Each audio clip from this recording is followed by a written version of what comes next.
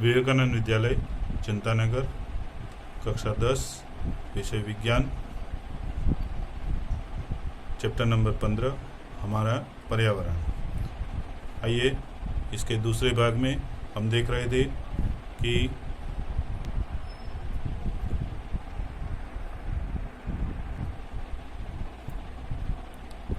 जैव आवर्धन, जिसमें फसलों के रोग एवं कीटकों से बचाने के लिए किसान डीडीटी का प्रयोग करता है।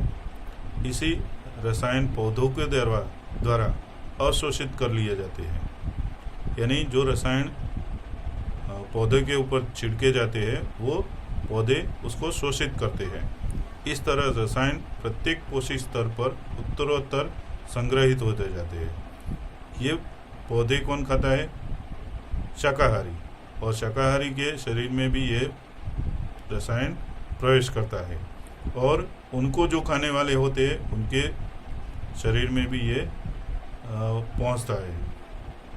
अतः शीर्ष स्तर के जीवों में इसकी मात्रा सबसे अधिक पाई जाती है। इसे जैव आवर्धन कहते हैं। ओजोन परत। वायुमंडल की ऊपरी सतह में ओजोन गैस की परत होती है।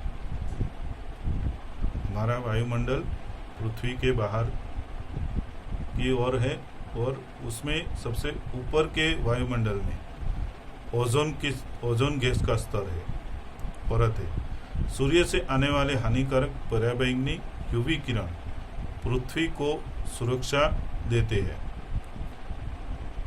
सूर्य में से आने वाली हानिकारक पराबैंगनी, जिसको अल्ट्रावायलेट किरण कहते हैं, यूवी किरण से पृथ्वी को सुरक्षा कौन देता है? ये ओजोन की परत देती है। ओजोन की परत में ऐसे पराबैंगनी किरण शोषित हो जाते हैं। पराबैंगनी विकिरण मानव में त्वचा का कैंसर उत्पन्न करता है। अगर हमारे शरीर तक पहुंचे तो ये क्या करते हैं? कैंसर उत्पन्न करते हैं। ऑक्सीजन अणु पर पराबैंगनी विकिरण के प्रभाव से ओजोन का निर्माण होता है। ओजोन परत का क्षय, यानी ओजोन की जो परत है पृथ्वी के बाहर, जो हमारे लिए वरदान रूप है, उस परत का क्षयन होता है। कैसे होता है? तो मानवीय क्रियाकलाप से ओजोन के स्तर में धीरे धीरे क्षयन होता है। रेफ्रिजरेटर एवं अग्निशामकों में उपयोग में लिए जाने वाले क्लोरोफ्लोरोकार्बन CFC ओजोन की परत को नुकसान पहुंचाता है। तो ओजोन की परत को नुकसान पहुंचाने वाला कौन है? क्लोरोफ्लोरोकार्बन। ये ओजोन की परत को नुकसान पहुंचाता है।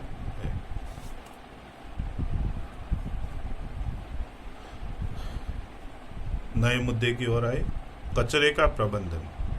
तो हमारे घर में या अन्य जगहों से हम कचरे को देखते हैं तो मन कैसा हो जाता है? विचलित हो जाता है। तो इन कचरे का प्रबंधन करना चाहिए। प्रबंधन यानी उसका ठीक से उसको निकास करनी चाहिए। कचरे के दो प्रकार है, एक जैविक एवं अजैविक। जैव कचरा जो है वो बायोग्रेडेबल होता है, यानी ये पर्यावरण में या भूमि में मिल जाता है। दूसरा अजैविक कचरा है, वो ये नॉन बायोग्रेडेबल है, जिसको हम वेस्ट के रूप में जानते हैं, यानी वो पर्यावरण में मिलता नहीं है। तो जैव निम्नीकरणीय अवशेष किसको कहते हैं? वे पदार्थ जो जैव प्रक्रम के द्वारा अपघटित हो जाते हैं, जिसे जैव निम्नीकरण अवशेष कहते हैं।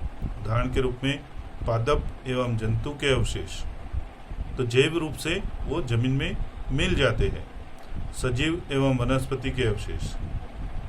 अजैव निम्नीकरणीय अवशेष वह पदार्थ जो जैव प्रक्रम के द्वारा अपघटित नहीं होते से अजैव निम्नीकरणीय अवशेष कहलाते हैं। उदाहरण के रूप में प्लास्टिक, कांच इत्यादि जो जमीन में कई सालों तक ऐसे के ऐसे पड़े रहते हैं, उसका निम्नीकरण होता नहीं है। घरों में से निकलने वाले कचरे का व्यवस्थापन किस प्रकार कर सकते हैं हम? तो कचरे के मुख्य दो प्रकार है। एक घर में से निकलने वाले कचरे के मुख्य दो प्रकार है, तरल कचरा और ठोस कचरा। तरल यानी पानी में मिश्रित कचरा। तरल कचरे का आदान प्रदान और व्यवस्थापन आसानी से हो जाता है। गटर के द्वारा हम ये तरल कचरे को निष्कासित करते हैं। लेकिन ठोस कचरा उपजाऊ भूमि को बिगाड़ता है और अनेक प्रकार के रोग फैलाता है, इसलिए इसके व्यवस्थापन की जानी चाहिए। किस प्रकार से हम उसके व्यवस्थापन कर सकते हैं? तो पैकिंग को टालना चाहिए। बिना पैकिंग के वस्तु को खरीदना चाहिए और छूटक फल सब्जी खरीदना चाहिए। पैकिंग में जो बॉक्स में आता है उसको नहीं खरीदना चाहिए। एक बार उपयोग में लेकर फेंक देने वाली वस्तु खरीदना नहीं चाहिए। यूज एंड थ्रो जो वस्तु होती है उसको हमें उपयोग कम करनी चाहिए, ताकि वो एक बार उपयोग में लेने के बाद उसको फेंक देते हैं और वो पर्यावरण को नुकसान पहुंचाती है। पुनः उपयोग किया जा सके ऐसे निपेड का उपयोग करें। तो बच्चों के लिए जो निपेड का उपयोग करते हैं वो पुनः उपयोग में ले सके ऐसे निपेड का उपयोग करना चाहिए। पुराने कपड़े और जूतों का दान करके हम कचरे का व्यवस्थापन कर सकते हैं। कागज ऊँटों का पुनः उपयोग करें और इस प्रकार से हम व्यवस्थापन कचरे का कर सकते हैं। पुनः उपयोग में ली जा सके ऐसी थैली का उपयोग करें। प्लास्टिक की थैलियों का प्रयोग न करके हम कपड़े की थैली या वेस्ट जो ऐसी थैली का बना हुआ पदार्थ से बनी हुई थैली है जो जमीन में आसानी से घुल जाती है, तो इसी प्रकार के पदार्थ से बनी हुई थैली का हमें उपयोग करना चाहिए। तो इस प्रकार से हम इसी प्रकरण को सभी मुद्दों को सम्मिलित करके पूर्ण करते हैं। इसका कुछ असाइनमेंट है, वो आप लोगों को इसकी PDF फाइल और ये स्वाध्याय की PDF फाइल भी आप लोगों को आपके व्हाट्सएप ग्रुप में मिल जाएगी। तो ये सभी को आपको लिखना है।